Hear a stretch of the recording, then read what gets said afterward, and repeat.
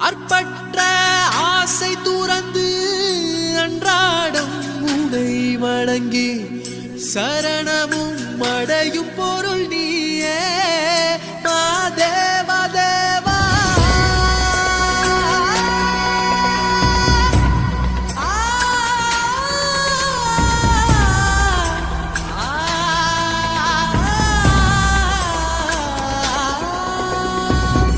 அற்பற்ற ஆசை துறந்து அன்றாடம் உனை வணங்கி சரணமும் அடையும் பொருள் நீயே மாதேவா தேவா.